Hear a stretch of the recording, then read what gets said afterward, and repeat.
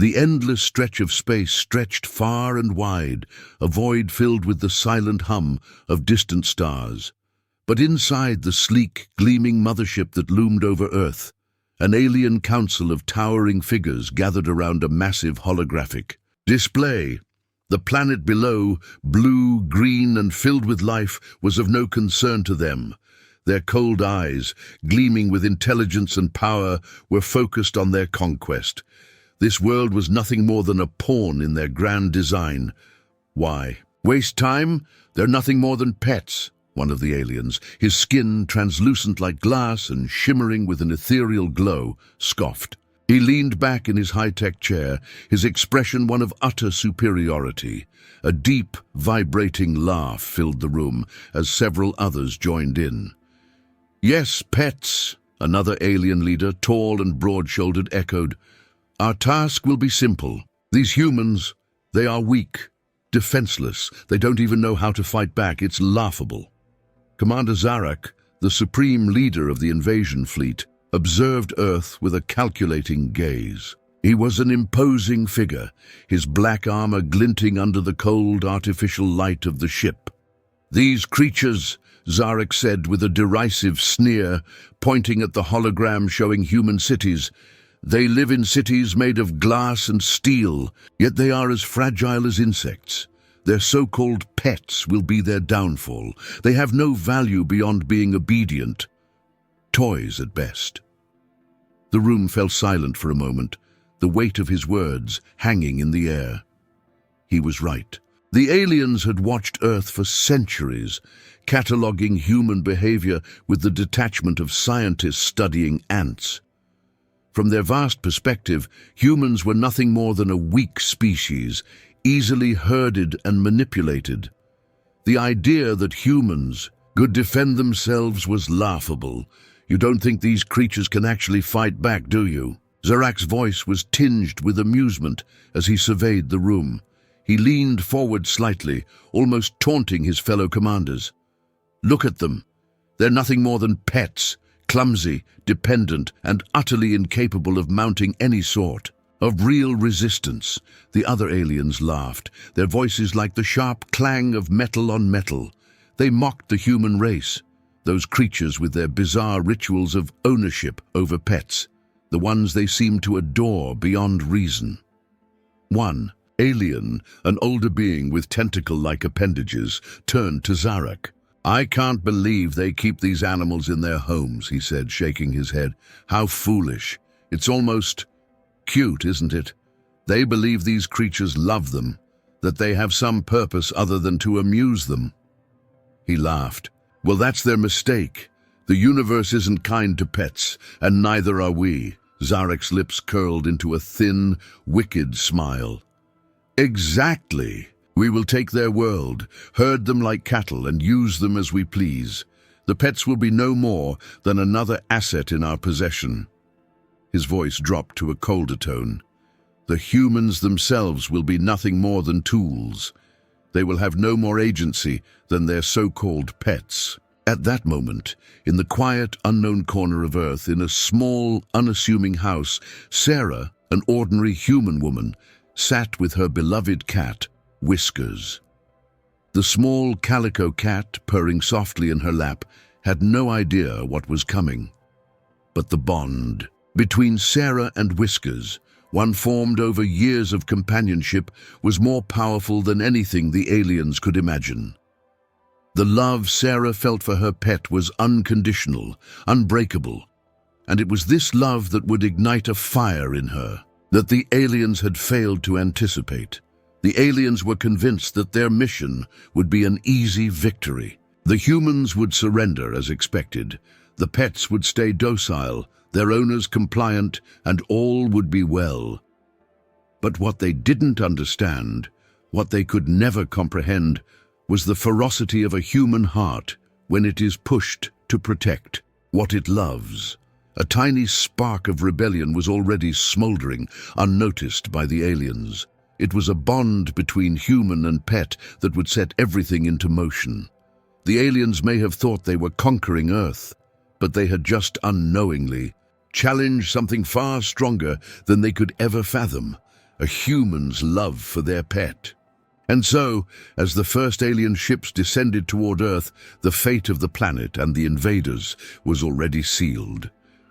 It began on an ordinary Tuesday evening. The streets of Elmwood were quiet, bathed in the warm amber glow of street lamps and the faint hum of life winding down. Inside a modest home at the corner of Rose Lane, Sarah Bennett was curled on her couch, a blanket wrapped around her legs, a half-read book resting on her chest. Beside her, nestled in the crook of her arm, purred Whiskers, her 10-year-old calico cat, always the picture of regal indifference. The world felt safe, still. And then the sky tore open. A low rumble, like distant thunder, rolled across the neighborhood. Sarah sat up, confused, the book slipping to the floor. Whiskers raised her head and hissed toward the window. Outside, a strange shimmer danced in the sky, followed by a sound like metal screaming. People came out of their homes, phones in hand, eyes glued to the heavens. A ship, no, a fortress, descended slowly, silently from the clouds. It hovered, casting a monstrous shadow over the city, its polished black surface rippling with alien energy. Then came the laughter. Not human. From massive screens unfurled on the ship's surface, tall, insectoid figures appeared, their eyes gleaming with amusement. To the inhabitants of this charming little petting zoo, one of them drawled in perfect English, his mouth twisted in a smirk too wide for his face. "We are the sovereign architects of Varnak. You may call us your new owners." Gasps echoed through the streets. The alien continued, "We've watched you. Your loyalty rituals, your domesticated beasts, your curious belief that emotion has strength." He chuckled. Adorable. Images flickered behind him, videos of humans playing fetch, cuddling cats, mourning dogs. He sneered. "You keep pets as if they are sacred. Do you not see? You are the pets." The screen went dark, then the ground shook. From the skies, dozens of smaller ships shot down like daggers. They landed in bursts of smoke and flame, releasing troops who began corralling humans like cattle. The aliens didn't use brute force, yet. They didn't need to. Their mockery had worked. Fear had already begun to bloom. Sarah's blood ran cold as she clutched Whiskers tightly to her chest. She backed away from the window, heart pounding. Whiskers didn't meow. She didn't flinch. She just stared, unblinking, as if she knew. Something was coming. By morning, the world had changed. Towers of alien origin now pierced city skylines. Patrols swept neighborhoods, announcing compliance guidelines. Anyone who resisted was labeled a rebel element and relocated. Pet shops were raided, parks were emptied, even zoos were placed under alien guard. But the strangest part? They weren't harming the animals, they were studying them. It wasn't war, it was possession, and it was personal. Sarah avoided the streets, barricading her doors and windows. She had no weapons, no combat training, just her instincts and Whiskers. Then they came for her. An alien patrol hovered just outside her door. One of them, taller than the others, his armor adorned with symbols, stepped forward. He scanned the house with a device, then tapped at a console on his wrist. The door cracked open with a hiss. Sarah stood there, already holding Whiskers close. Her voice didn't shake. "You're not taking her." The alien captain tilted his head, bemused. "The specimen you clutch is irrelevant. She's not a specimen. She's my family." He blinked, puzzled. "You are bonded?" Sarah didn't answer. She didn't need to. The alien took a step closer. "Your attachment clouds your logic. That thing provides no defense, no utility. It is inefficient." Then, "Maybe I am too," Sarah snapped, "but you're not taking her." A silence passed between them, thick, tense. Then the alien laughed. Not mockery, genuine amusement. "A stubborn pet keeper," he said with a sneer. "Your sentimentality is your leash." Sarah narrowed her eyes. "You think love makes us weak. It doesn't." The captain leaned down, his face inches from hers. "We will see how much strength you have when you watch us dissect your precious family." And just like that, he turned and left. That night, Sarah didn't sleep. Her mind raced. Not with fear, but with defiance. They underestimated her. Not just her, but all of them. Every person who ever loved. Every soul who ever risked everything for someone or something they couldn't live without. She opened an old group chat on her phone, the Cat Collective, a quirky online community she had once joined for sharing memes and vet advice. She typed one sentence: "They're taking pets. Who's with me?" Within an hour, her inbox exploded. Photos, videos, messages, people hiding in basements with dogs, teenagers clinging to ferrets, elderly couples defending birds and turtles and snakes, and every single one of them said the same thing: not without a fight. Sarah's chest tightened, not with fear, but with something fierce, something primal. "Hope," she messaged back. "We're not weak, we're protective." Outside, the alien patrols grew bolder. One was caught trying to seize a parrot in the city. Center. Its owner, a man in a wheelchair who had flung boiling tea at the invader's face.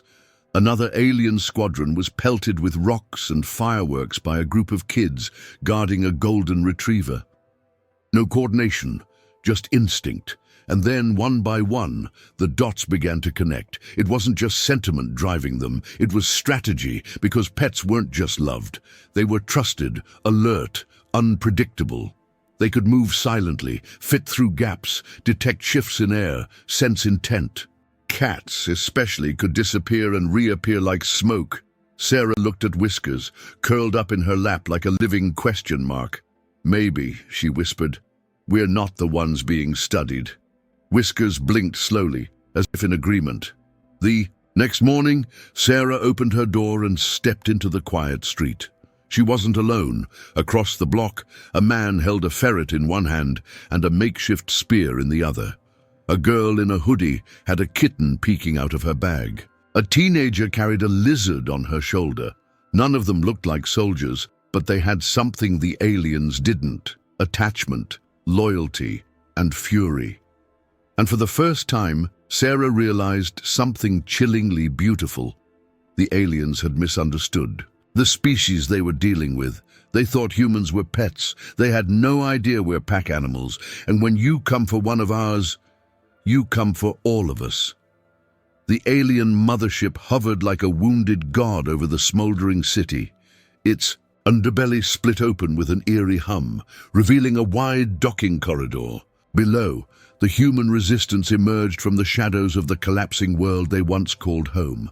Dust in their lungs, ash in their hair, rage in their hearts. Sarah stood at the front. Her hands trembled, not with fear, but with the surge of adrenaline that came with knowing this was it. The end or the beginning. She clutched Whiskers close, her face streaked with sweat and soot. "Once we're inside," said Jake, the grizzled ex-soldier who'd joined their cause just days ago, "we won't have time to second-guess." Sarah didn't flinch. "I'm not second-guessing anything." Jake looked down at Whiskers. "And the cat?" Sarah's expression hardened. "She's with me." With a nod, Jake signaled the others. A dozen pet keepers, now resistance. Fighters, armed with hacked alien blasters and homemade EMP grenades, surged toward the ship's entrance. Inside, the alien ship was a maze of glowing blue corridors and metallic silence. The walls hummed with power, pulsing like veins beneath skin. Sarah moved carefully, each step echoing like thunder. Whiskers sat in a sling against her chest, eyes wide, alert. They advanced deeper. Left turn. Down the spiral corridor, past the cylindrical chamber that hissed like a breathing lung, and then they hit resistance. Alien soldiers, tall and terrifying, emerged from cloaking fields, weapons drawn. The first volley of plasma hit the wall inches from Jake's head.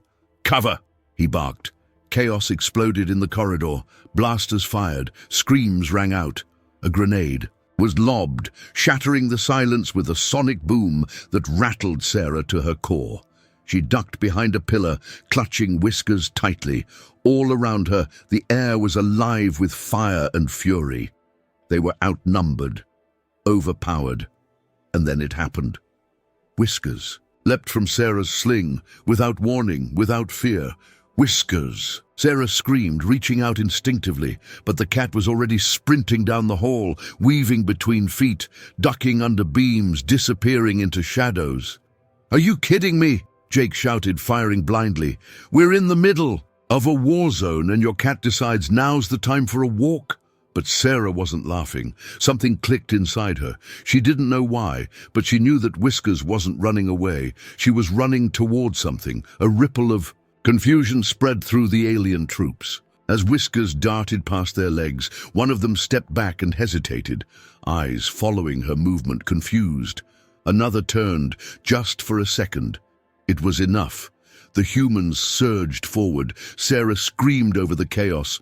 "Follow the cat!" Jake looked at her like she was insane.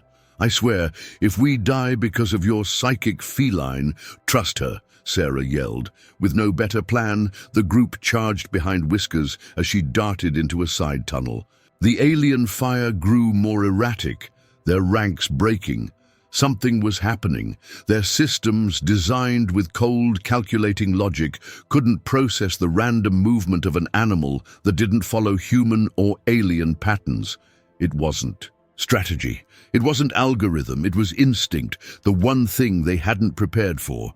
They followed Whiskers through the corridor until she stopped suddenly, ears twitching. Before them stood a massive, sealed door, pulsing with crimson light. The command chamber. Jake stepped forward, breathless. How the hell did your cat find this place?" Sarah didn't respond. Her eyes were locked on Whiskers, who now sat calmly licking her paw. "I don't know," she whispered, "but I trust her." They breached the door with a salvaged alien key, sparks flying as the metal screeched open, and there, inside the chamber, stood the monster himself, Commander Zarak. He was taller than they'd seen in projections, taller than the doorway. His armor shimmered with shifting symbols, like a liquid language. His eyes glowed a sickly gold, and when he turned to face them, it was like the room dropped 10 degrees. "So," he said, voice deep as a chasm, "this is the rebellion. A woman, a cat, and a pack of misfits." His gaze fell on Whiskers. "Fascinating. This is what you rally behind? Sentiment, emotion, pets." He stepped forward. "You think your pathetic bonds can stop me?" Sarah stepped in front of Whiskers. Her voice didn't waver. "No, but you've underestimated us," she said quietly. "You've underestimated what love looks like when it's cornered." Zarak snarled. "I have consumed entire planets. I have broken kings. You think your creature means anything?" Sarah looked down at Whiskers, and Whiskers looked back. In that moment, everything changed because Whiskers moved, not as a cat, not as an animal, but as a being fully aware of what was at stake. She lunged, claws flashing, landing on Zarak's chestplate. He screamed, not in pain but surprise, as sparks erupted where her claws made contact. Jake blinked. "Wait! What?" Zarak stumbled back. "She's interfering with my systems." "She's been watching you longer than you've been watching us," Sarah growled. "You thought she was just a cat." Zarak's armor began glitching, stuttering with static. "She's ours," Sarah said, "and she just showed us your weakness." The battle was short but brutal. With Zarak distracted, the humans attacked, targeting the weak points revealed in the commander's armor. Jake led the charge, launching a blast into Zarak's exposed flank. The others followed, pushing every last ounce of strength into their assault. Zarak bellowed, a guttural alien sound of disbelief, but he was falling, not to an army, to a woman, a cat, and a love he didn't understand. With a final bone-shaking roar, Zarak collapsed. His body crumpled to the floor, armor flickering out like a dying star. Silence. Then Whiskers padded over and climbed back into Sarah's arms as if nothing had happened. Jake stared, mouth open. That was the single most terrifyingly badass thing I've ever seen. Sarah smiled, cradling Whiskers gently. She's a cat, she said. You really thought she'd just sit still during a revolution? They laughed. Just a breath. Just enough to remember they were alive. But the war wasn't over. Not yet. Zarak may have fallen, but the ship still hovered, the network still pulsed, and the other commanders would come looking. Sarah looked up at the glowing ceiling, eyes sharp with purpose. Let's finish what we started. The world was quiet again, but not in the way it had been before. Smoke still curled from shattered buildings. Sirens wailed faintly in the distance, distant echoes of chaos trying to fade into the calm. The massive alien mothership now lay dormant above the city, lights extinguished, its once imposing hum replaced by eerie silence. A new kind of stillness settled, one that buzzed with unanswered questions. In the ruins of a crumbled public park, a small group of survivors gathered around a flickering campfire made from broken benches and splintered doorframes. The stars above looked different now, no longer distant or mysterious. They felt closer, watching. Sarah sat cross-legged, Whiskers purring contentedly in her lap, the cat's steady rhythm grounding her. She stared into the flames, her eyes distant, her mind playing back every second of the fight, the fear, the fury, and the look in Zarek's eyes right before he fell. That wasn't defeat, that was confusion, shock, like he'd seen something impossible. Jake sat beside her, his arms resting on his knees. The firelight danced across the dirt and scratches on his face, casting long shadows that stretched like memories behind him. I never thought I'd see the day, he said quietly, not looking at her. Sarah raised an eyebrow. Jake exhaled. I thought humans were weak, soft, obsessed with comfort, coddled by our little worlds and our silly emotions. He turned to her, his voice heavy. But you, your people, your pets, you fought for each other in ways I never could have imagined. Sarah let the silence breathe for a moment before answering. You're right, she said gently. We are soft, we cry, we break.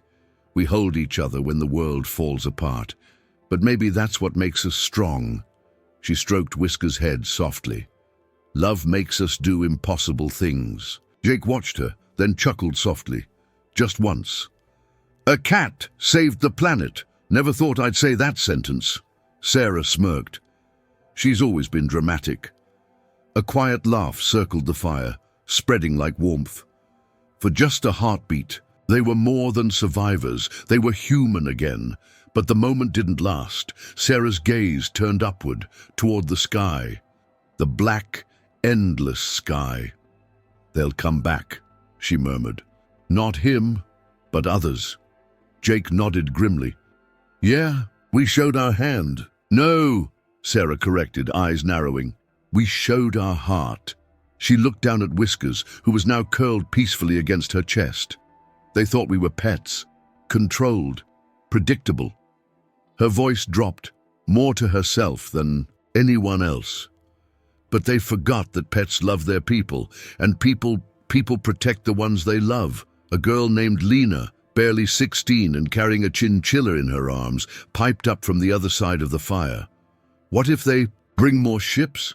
What if they don't make the same mistake twice? Jake turned to her, voice calm. Then we don't either. The fire crackled as if agreeing. Around them, the survivors didn't speak much, but their eyes carried stories now. Stories of resistance, of unexpected courage, of a connection that spanned beyond language or species or planets. Sarah finally spoke again. We're going to need to be ready. The next time they come, they won't underestimate us. She met Jake's eyes. And we won't underestimate ourselves either. He gave a small nod. We'll build something from this. Not just rebuild Earth. Rebuild who we are. The group fell into a reflective silence. Above them, the stars continued to shine, unmoved but somehow more familiar. Sarah cradled Whiskers closer, her heart beating slower now, steadier. There was peace in this moment, but it was the kind of peace that stands on a knife's edge. A breath before the next storm. The sky was blue again, not the sterile grey that had blanketed Earth under the looming shadow of the mothership, not the flickering red of alien energy pulses, just blue, pure, familiar, alive. And beneath that sky, the world stirred with a cautious hope. Cities bore the scars of war, craters in streets, broken windows like fractured memories, buildings leaning like drunks caught mid-fall. But life was returning, not with a roar, but with a whisper, with laughter over shared meals, with the bark of a dog echoing down an alley, with children drawing chalk cats on shattered sidewalks. Sarah walked slowly down what used to be Main Street, her boots crunching, over gravel and glass. Whiskers trotted beside her like a queen surveying her kingdom, tail high, steps deliberate, pride in every paw print. The people they passed nodded in greeting. Some smiled. Others clutched their pets tighter when they saw Sarah and her cat, not out of fear, but respect, recognition, reverence. Whiskers had become more than just a cat. She had become a symbol. Jake stood at what remained of City Hall, organizing a line of volunteers clearing rubble. When he saw Sarah, he tossed her a bottle of water and offered a tired grin. "You two just doing a victory lap now?" he teased. Sarah caught it one-handed, smiling back. "Something like that." Jake's gaze lingered on Whiskers. "You ever gonna explain how she did it?" Sarah crouched and scratched behind Whiskers' ear. "I don't think I could. Even if I tried," Jake nodded, the grin fading into something softer. "Well, tell her thanks." Whiskers blinked, then strutted off without acknowledgement. Jake chuckled. "Yeah, that tracks." As the sun dipped lower on the horizon, Sarah found herself atop the tallest remaining rooftop in town. The city below buzzed with rebuilding efforts. Drones flew overhead, Earth-made, repurposed from alien wreckage, hope in motion. She sat on the ledge, knees pulled to her chest, Whiskers curled beside her, tail flicking lazily. Her eyes lifted toward the stars. "They thought we were just pets," she whispered. The wind tugged at her hair. "They thought we were weak, tamed, predictable. A breath, but they forgot. We don't fight for power, we fight for each other." The stars shimmered. Somewhere out there another species might be watching, judging, planning, but now Earth had a message. Come at us with arrogance, and you'll meet resistance forged from something far deeper than fear, from love, from loyalty, from the kind of connection that doesn't require words or weapons to be dangerous. Sarah leaned her head against Whiskers. "We're ready now," she said softly. "If they ever come back, we won't just survive." She smiled. "We'll teach them what it means to care." And in that moment, under a quiet sky filled with the memory of war and the heartbeat of hope, the world turned. Not back, but forward together.